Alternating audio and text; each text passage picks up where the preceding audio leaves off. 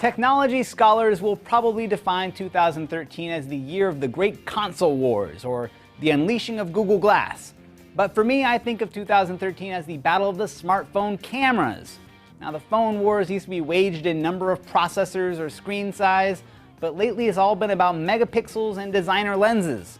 I'm Donald Bell, and in this top 5 I'll be counting down the best smartphone cameras ranked by CNET senior editor Jessica Dolcourt. Cameras so good, you'll want to smudge them up just a little bit just to keep your selfies from frightening people. Starting off at number 5, the iPhone 5. Now, Apple was one of the first companies to really put a lot of effort into photo quality. And they didn't do it with a lot of BS about megapixels. No, they let the photos do the talking. Before everyone else caught up to Apple's image processing, you used to be able to pick out the photo taken by an iPhone just by looking at it. Now, the iPhone still has a great camera, but the phone itself is about a year old now. It's one of the oldest ones on this list. They have some catching up to do, but if the rumors around the next iPhone are any indication, camera improvements are at the top of the list.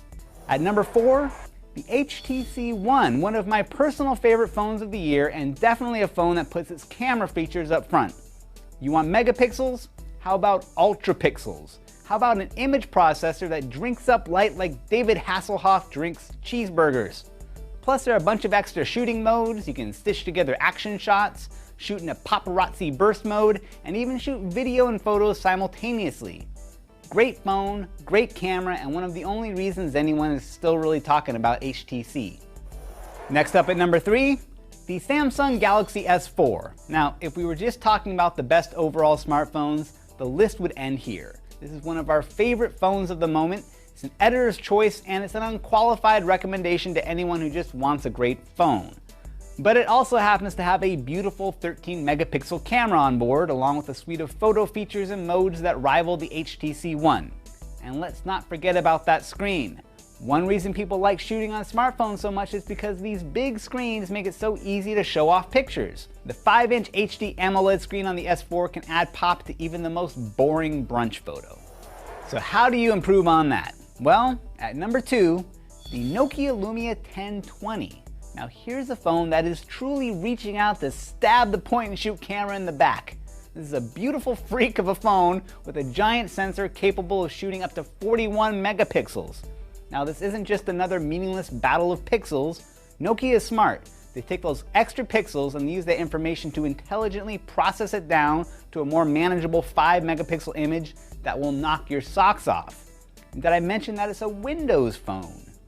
Seriously, if you want something that's as quirky as your Tumblr blog, the Nokia Lumia 1020 is your phone.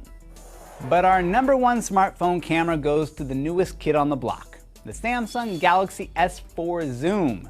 Not to be confused with the S4 Mini or the S4 Active or the S4 Google Edition, the S4 Zoom slaps a real point-and-shoot camera system on the back of your phone with a 10 times optical zoom. Is it skinny? No, but you've got a 16 megapixel backside illuminated CMOS sensor on the back and the optics and the settings of a real camera. The rest of it is an Android 4.2 love fest. You are looking at the successful mating of a phone and a camera. It's not the prettiest thing in the world, but it's enough to keep it out of the freak show. So there you go, 5 smartphones that are spelling the end for the Pocket Camera. For more information on any of these phones, head over to phones.cnet.com, and for more top 5 videos, including my top 5 phones not to buy, check out top5.cnet.com. I'm Donald Bell, thanks for watching.